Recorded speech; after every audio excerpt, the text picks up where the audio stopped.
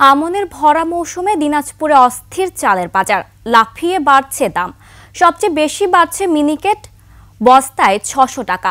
এর জন্য ধানের উচ্চ মূল্যকে দুষছেন চালকল মালিকরা। দিনাজপুর প্রতিনিধি চিত্ত ঘোষের তথ্য ছবিতে ডেস্ক রিপোর্ট। চাল কিনতে এসে ক্ষুব্ধ ক্রেতারা। সপ্তাহের ব্যবধানে ৬৮ টাকার মিনিকেট বিক্রি হচ্ছে ৮০ টাকায়। ৫০ কেজি ওজনের প্রতি বস্তায় দাম বেড়েছে ৩৫০ থেকে ৪০০ টাকা। মিনিকেটে দাম বেড়েছে বস্তা প্রতি ৬০০ টাকা পর্যন্ত। এর প্রভাব পড়েছে খুচরা বাজারে। কেজি প্রতি বেড়েছে ৮ থেকে ১০ টাকা পর্যন্ত।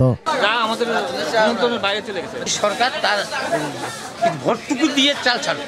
বিক্রেতারা বলছেন, ভরা মৌসুমে দাম ঊর্ধ্বমুখী হওয়ায় তারাও বিপাকে। রেকর্ড পরিমাণ, মানে এত দাম আগে কখনো হয়নি। সবথেকে ভয়াবহ অবস্থা। বর্তমানে রেটে চাল কিনে আমাদেরকে বেচা কিনা করতে খুব সমস্যা হচ্ছে। যখনই চাল কিনতে আসছে তখনই আমাদের কাছে জবাবদিহিতার মধ্যে আসছে এত দাম বেড়ে গেল পরে মানে কিভাবে কিনবো। হয়তো যারা দেখা যাচ্ছে ৫০ কেজি নিত তারা ২৫ কেজি নিচ্ছে। ধানের দাম বেশি, এই জন্য চালের দামটা বেশি।